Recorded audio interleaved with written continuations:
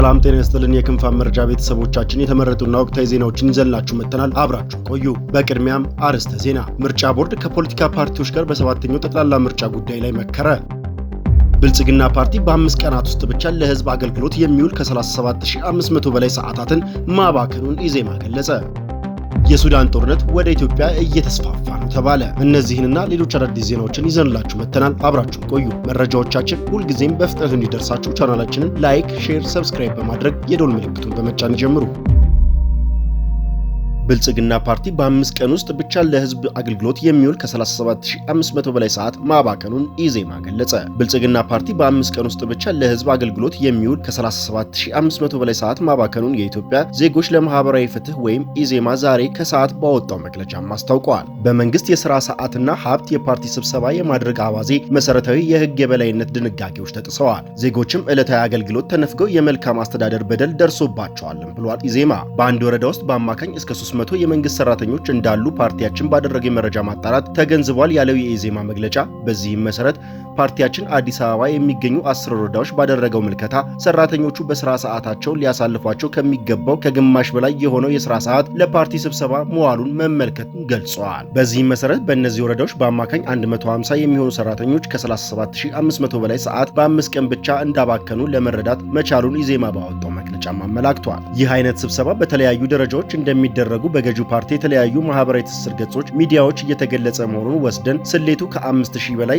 የመንግስት ሰራተኞች ያሉባቸው ተቋማት ከመረመርን ደግሞ የባከነው ሰዓት መጠን ብዙ መሆኑና አገልግሎት ማግኘት የሚገባው ማህበረሰብ ምሬት ምን ያህል እንደሆነ መገመት አዳጋች አይደለም ሲልም ኮንኗል። የመንግስትን የሥራ ሰዓት ለፓርቲ ስራ መዋል ሳያንስ የበደሉትን የሥራ ሰዓትና የመጉላላት አገልግሎት ፈላጊ ማህበረሰብ እንግልት አንጻር ስንመዝነው ጥፋቱን እጥፍ ድርብ ያደርገዋል ያለው ኢዜማ በመግለጫው ዜጎችን በአመለካከት የሚመስላቸው የፖለቲካ ፓርቲ የመደገፍ መብታቸው ላይ ምንም አይነት ብዥታ የሌለበት ቢሆንም በህዝብ ግብር የሚተዳደር የመንግስት ተቋም የአንድ ድርጅት ተቀጥላ እንዲሆን ጫና ማድረግ ግን በህግም ሆነ በሞራል ፍጹም ተቀባይነት የሌለው መሆኑን አስገንዝበዋል። ብልጽግና ፓርቲ ትምህርት ያልወሰደው ከኢህአዴግ ብቻ አይደለም። ከ5 ዓመት በፊት በተመሳሳይ ምርጫ ወቅት መቃረብ ተከትሎ መንግስታዊ መዋቅርና ሀብትን ባልተገባ መንገድ ለራሱ ጥቅም በመዋል ህገወጥ ስብሰባ ያደርግ የነበረ ሲሆን ከዚህ ተግባር ከመቆጠብ ይልቅ እንደ ውርስ ኃጢአት ይዞ መንጎዱን ያሳያል ሲልም ብልጽግናን ከሷል። ይህም ብልጽግና ፓርቲ ለዲሞክራሲ ለህግ የበላይነትና ለዘላቂ የህዝብ ጥቅም ደንታ እንደሌለው የሚያሳይ አሳፋሪ ድርጊት ነው ያለው ኢዜማ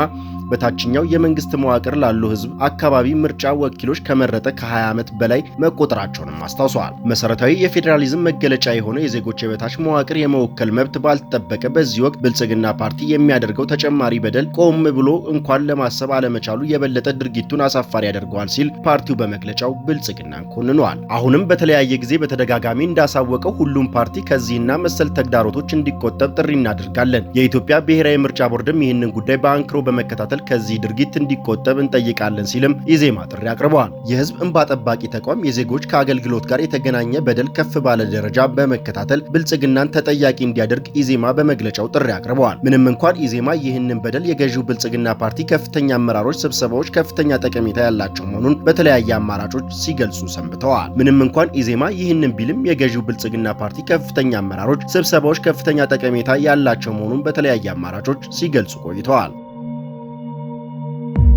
የሱዳን ጦርነት ወደ ኢትዮጵያ እየተስፋፋ መሆኑን ተመድ ተናገረ። አስከፊው የሱዳን የእርስ በርስ ጦርነት ወደ ኢትዮጵያ እየተስፋፋ መሆኑን የተባበሩት መንግስታት ድርጅት በዛሬው ዕለት አስጠንቅቋል። አልጀዚራ ከ2 ሳምንት በፊት ባወጣው ዘገባ ኢትዮጵያ በቤንሻንጉል ክልል ለፈጥኖ ደራሽ ኃይሉ የጦር ቤዝ ሰጥታለች ሲልም ዘግቦ ነበር። ይህንንም ተከትሎ የአልቡርሃን ጦር በቤንሻንጉል አቅጣጫ ጥቃት ለመክፈት እየተዘጋጀ መሆኑንም ዘገባው ጠቁሟል። ተመድ በበኩሉ ጦርነቱ ወደ ኢትዮጵያ ድንበር የመስፋት አዝማሚያ እያሳየ መሆኑንም ዛሬ አሳውቋል። የሱዳን ጦርነት የህወሓት ወታደሮችና የኤርትራ የአልቡርሃን ጎን እንደሰለፉ መረጃው ጠቁሟል። በሱዳን ጦርነት የህወሓት ወታደሮችና ኤርትራ ከአልቡርሃን ጎን እንደተሰለፉ መረጃው ጠቁሟል።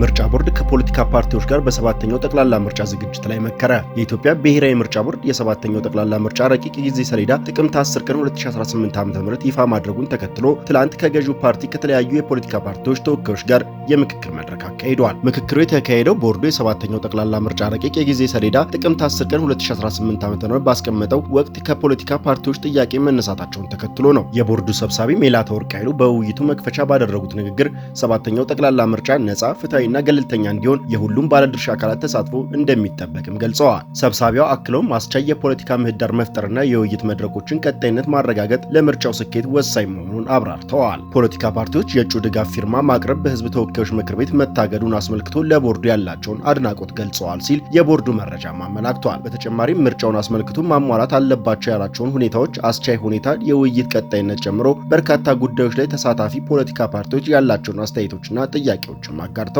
ሜላትወርቅ በውይይቱ ፓርቲዎች ለሰጡት አስተያየት ላቀረቡት ጥያቄ አመስግነው የጸጥታ አስቻይነት ሁኔታ በተመለከተና ሌሎች ምርጫን የተመለከተ ጉዳዮች አስመልክተው የሚኖሩ የምክክርና የውይይት መድረኮች ቀጣይነት ያላቸው እንደሚሆኑም ተናግረዋል። የአስፈጻሚዎችን ገለልተኝነት አስመልክቶ ለተነሳው ጥያቄ ቦርዱ ዝርዝራቸውን ለፖለቲካ ፓርቲዎች መላኩን አስታውሰው ገለልተኝነት ላይ ጥያቄ ያላቸው አስፈጻሚ ካገኙ ዝርዝሩን እንዲልኩ ቦርዱ በመጠየቅ ላይ መሆኑን፣ በተመሳሳይ መልኩ ለፓርቲዎች በጀት ለማከፋፈል ፓርቲዎቹ ሰነድ እንዲያቀርቡ በመጠየቅ ላይ መሆኑን ገልጸዋል።